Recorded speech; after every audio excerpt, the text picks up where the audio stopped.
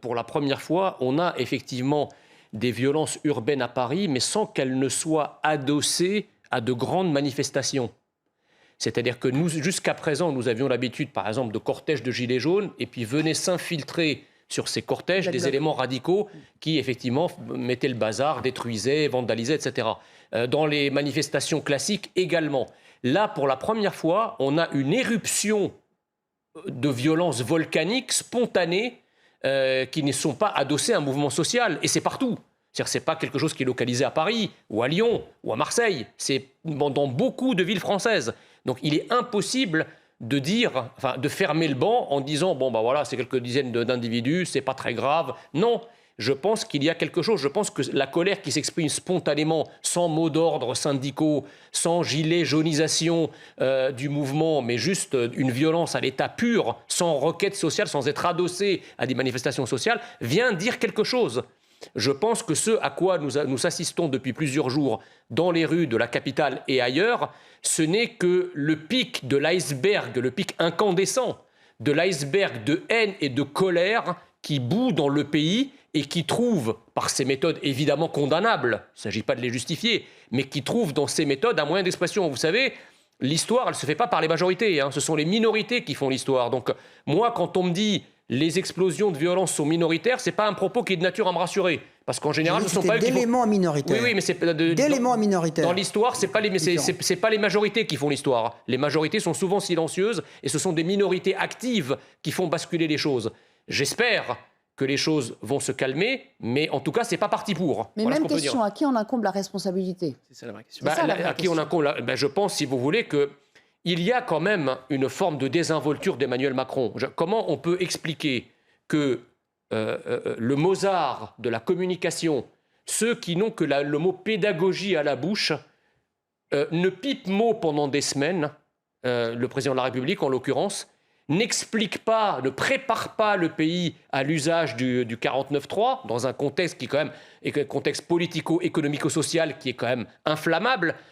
On eût aimé que le président s'exprimât à tout le moins pour préparer le pays au passage en force. Le passage en force au Parlement eût été moins douloureux si Emmanuel Macron avait pris la peine de parler. Comment est-ce qu'on peut parler de pédagogie, de dialogue, quand le président est aphone depuis des semaines et qu'il ne s'exprime qu'à travers une dépêche AFP, le comble de la désinvolture, et où demain, il dit qu'il va parler, il parle à 13h. Donc il parle à 13h au moment où tout le monde bosse. C'est-à-dire que tous ceux qui sont concernés par la retraite, en fait, ils ne vont pas l'écouter. Donc, excusez-moi, il y a dans la communication et la pédagogie du gouvernement exactement ce qu'il y a sur le modèle de la finance. On a dit le Mozart de la finance, on a 3 000 milliards de dettes. Le Mozart de la communication, on a des scènes quasi insurrectionnelles dans la rue. Alors, pardonnez-moi, ça fait beaucoup. Mais je voulais juste en profiter pour dire un mot, c'est que j'écoutais un petit peu les matinales ce matin des différentes radios et télévisions, et je trouve que le ton est quand même assez badin s'agissant de ces violences. En tout cas, il n'y a pas de dénonciation frontale et verbale et véhémente des manifestations qui le sont tout autant. J'espère que si la France connaît des épisodes comme ça après le vote d'une loi sur l'immigration où des patriotes et des nationaux descendront pour se plaindre de la politique migratoire du gouvernement, j'espère que les médias et la classe politique auront les yeux de chimène qu'ils ont pour ces manifestations qu'ils considèrent finalement comme quelque part romantiques ou cool, parce que ça vient de l'extrême gauche et guévariste d'une certaine façon. Mais je voudrais quand même répondre un petit peu aux questions avant. Je crois que M. Messiaen revient à ses fondamentaux, le Macron-bashing et les immigrés. Ça va bien, mais il y a des défaut de faire court, on peut faire noble. Heureusement. Non, mais il y a des défaut de faire court, on peut faire noble. Heureusement. Et si on de parler un peu autrement. Aujourd'hui, vous avez compris, tout est de la faute à Emmanuel Macron, il est responsable de tout. Et j'ai même le sentiment que dans votre fort intérieur, vous vous réjouissiez qu'il y ait des violences. Pas du tout. Ça justifie votre discours et votre position. Non, mais attendez. Alors qu'aujourd'hui, donnez aujourd'hui raison à quelques éléments violents, sans doute par centaines, qui viennent manifester pour quoi faire? Pour casser du flic, pour s'en prendre aux postes de l'ordre. Non pas au nom du 49.3, vous faites le raccourci. C'est pas au nom, c'est des gens hier, je vous assure que hier, mon préfet m'a dit, ils s'en prennent directement avec des mortiers aux forces de l'ordre, avec des slogans qui n'ont rien à voir avec la réforme des retraites. Vous attendez pour les arrêter? Rien à la réforme des retraites. Mais écoutez, il y a eu 282 interpellations hier soir. C'est normal, ils ne sont pas d'extrême droite, donc on les libère, vous le savez. Non. Oui. C'est pas raccourci comme cela. Bon, deuxième chose, quand vous dites, monsieur, depuis 2 ans, depuis 2 mandats, Emmanuel Macron dit « moi le chaos ». Et puis, vous dites le prince de la finance. Est-ce qu'on pourrait revenir un instant? Permettez-moi de revenir un instant. On essaie de débattre sérieusement. Qui est-ce qui a fait sortir de la zone de l'endettement excessif la France avant le Covid? C'est Emmanuel Macron. Qui est-ce qui a rétabli la confiance de la France, attendez, dans les investisseurs étrangers? C'est faux ce que vous dites. Qui est-ce qui a... C'est la Commission européenne qui a assoupli les règles en la matière parce qu'Emmanuel Macron était un fidèle serviteur. Voilà la vérité. Non, écoutez. Qui est-ce qui a fait en sorte que le chômage reflue? Qui est-ce qui a fait en sorte aujourd'hui que nous ayons la moins grande inflation en Europe? Qui est-ce qui a fait aujourd'hui de préserver le pouvoir d'achat mieux que d'autres aujourd'hui en France? Qui est-ce qui a mis en place le bouclier énergétique pour les Français? Qui est-ce qui a mis en France que la France soit aujourd'hui le premier pays attractif pour tout le monde? Pourquoi il ne retire pas la réforme alors? Moi, je continue à vous dire, je ne dis pas qu'Emmanuel Macron est le prince de la finance, je dis qu'il est de celui qui aujourd'hui, pour rétablir la position de la France financièrement, a le mieux agi. Voilà ce que je dis. C'est faux. C'est faux. Tout ce que vous dites est faux. La première chose, c'est que si... Ah bon, c'est vrai? Ah oui. L'inflation est plus forte qu'ailleurs. Attendez, déjà, en matière budgétaire, quand vous dites que Emmanuel Macron a sorti la France de la procédure des déficits excessifs, ça n'est pas vrai. C'est la Commission qui a allégé... On était à 2,9. C'est la Commission européenne qui a allégé les conditions pour permettre à Emmanuel Macron, nouvellement élu et dont elle savait qu'il serait le fidèle laquais, en quelque sorte, elle a élargi les marges de manœuvre budgétaires pour laisser respirer Macron. Ça, c'est la première chose. La deuxième chose, en matière de chômage, si vous prenez le chômage, toutes catégories confondues, il ne baisse pas. Parce que vous, en fait, quand vous travaillez 2 heures par semaine, vous êtes considéré... C'est pour ça qu'on a du mal à recruter aujourd'hui. C'est pour ça qu'on a du mal à recruter aujourd'hui. Sur l'inflation... Attendez, laissez-moi finir, vous allez voir. Je vais vous rendre heureux. Sur l'inflation, je suis d'accord, les boucliers tarifaires et fiscaux font que effectivement l'inflation est moins prononcée en France qu'elle ne l'est dans le reste de l'Europe. Ça, je vous donne crédit de cela. Mais pour combien ça a coûté? Ça a coûté des centaines, des dizaines de milliards d'euros. Parce que le gouvernement protège les Français. Attendez, là on parle quand même d'un texte qui a cristallisé la colère, qui a cristallisé le mécontentement. Il y a des sondages qui ont dit semaine après semaine que l'immense majorité des Français étaient opposés. Ça n'a rien à voir avec le bilan précédent d'Emmanuel Macron, c'est ce texte-là qui a cristallisé une forme de rejet. Oui, mais vous voulez faire une sorte de bilan comptable avec le tableau plus et moins. C'est pas moi qui ai dit depuis là, il y a un texte qui polarise l'attention.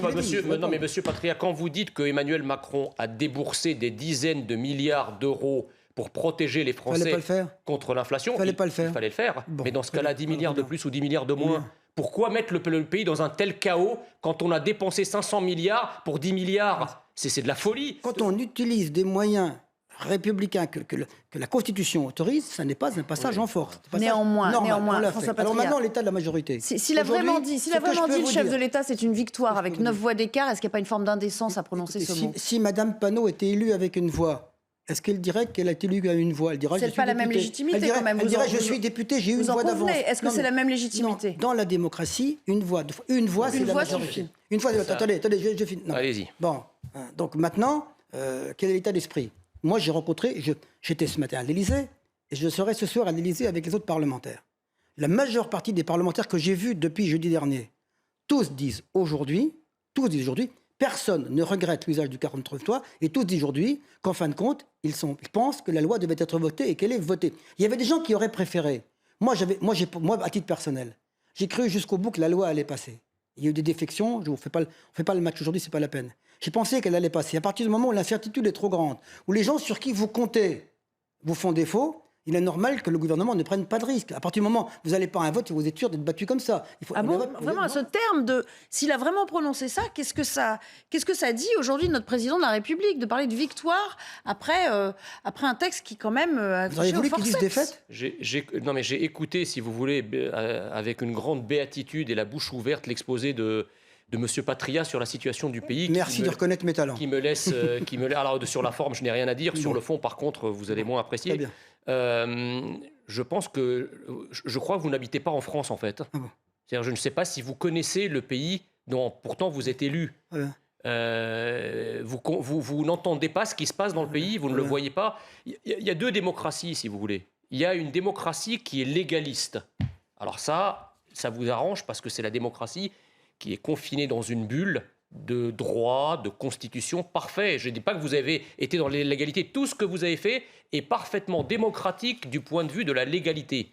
Mais le problème, c'est qu'en plus de la légalité, la démocratie doit avoir aussi une légitimité. Alors je sais bien que depuis la cohabitation le régime de cohabitation, la légitimité démocratique a été foulée aux pieds parce qu'on a, figurez-vous, des présidents qui, malgré le fait qu'ils soient désavoués dans les urnes par une majorité qui n'est plus présidentielle, mais qui est dans l'opposition, le président de la République restait toujours au pouvoir, que cette légitimité démocratique a été piétinée, foulée aux pieds par des présidents, effectivement, là, le pays exprime légitimement une colère. Vous ne pouvez pas dire que les Français, depuis des semaines, à travers tous les canaux dont ils disposent, pas seulement les sondages, quand vous arrivez à réunir 1,5 million de personnes dans la rue, dans une société qui plus est fragmentée, atomisée, individualisée, ça équivaut à 4 ou 5 millions de la société des années 60 ou 70. Donc aujourd'hui, vous réunissez 1,5... Je ne connais pas d'autres causes... L'inverse. Je ne connais pas d'autres causes qui puissent mobiliser autant de personnes. Plus le bazar qu'il y a à l'Assemblée nationale, où vous, à 9 fois près, vous avez failli perdre le gouvernement.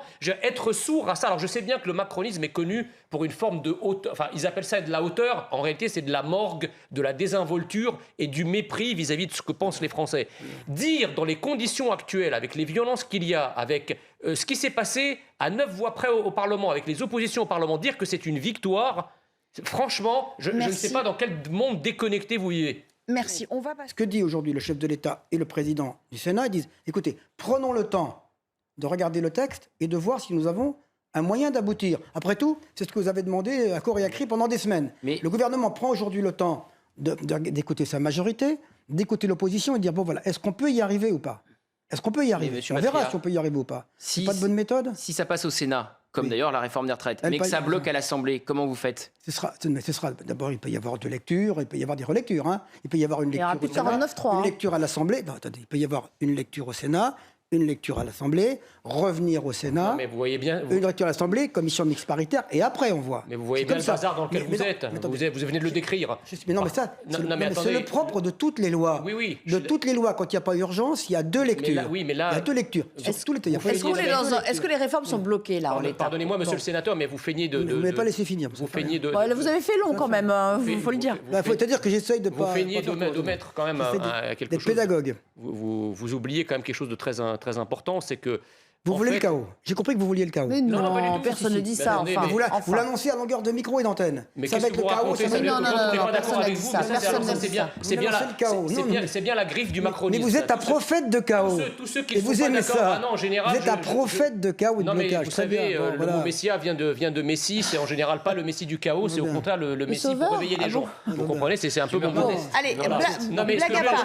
Pour les intoxiquer. Si on peut arrêter les petites phrases. C'est qu'en réalité, vous avez mangé votre pain blanc. C'est-à-dire qu'au départ, quand Emmanuel Macron a été réélu et qu'il a eu une majorité relative, les premiers textes, ça s'est bien passé. Tout le monde a dit, vous voyez, on arrive à trouver des modus operandi malgré la majorité relative. Pourquoi ? Parce que c'était des textes qui engageaient des dépenses publiques auxquelles... Donc la LFI était favorable, le RN était favorable. Le texte assurance chômage, c'est pas vrai. Mais vous savez, vous connaissez les conditions dans lesquelles il est passé. Bon, avec les Républicains.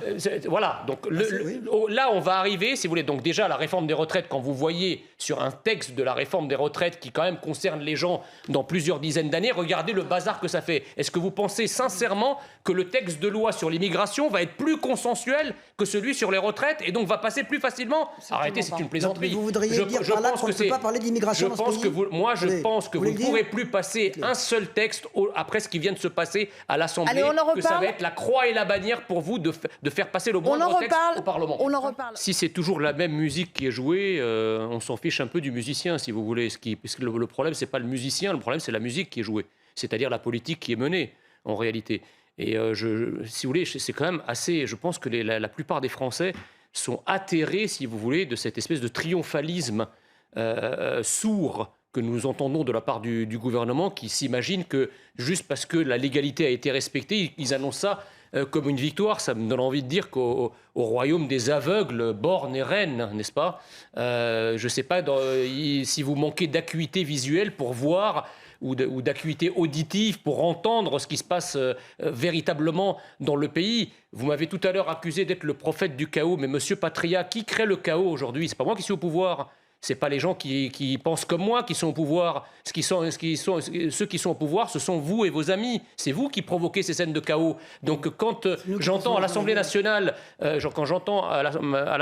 Madame Borne nous expliquer que c'est Madame Panot, je ne sais qui d'autre, qui est responsable du bazar et du vandalisme et de la violence dans la rue, c'est faux. C'est faux, c'est pas elle qui est au pouvoir. Qui génère ça ? Qui génère cette violence? Qui génère comment dirais-je, ces manifestations, cette sauvagerie, cette brutalité? C'est pas les gens. Il faut arrêter toutes les mesures courageuses. C'est pas des démagos. Faut être démago. Non mais attendez, qu'est-ce que vous appelez courage? Le courage, c'est de tordre la main au peuple, de tordre le cou au peuple. C'est ça votre courage? C'est difficile, pas populaire. Le véritable.